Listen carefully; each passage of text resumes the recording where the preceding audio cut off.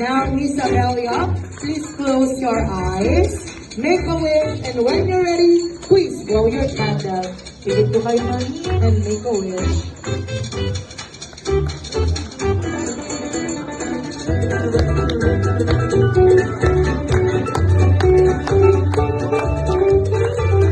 Yes! And now, at the count of 3, sabay-sabay po natin isigaw, Happy Birthday, Amelia!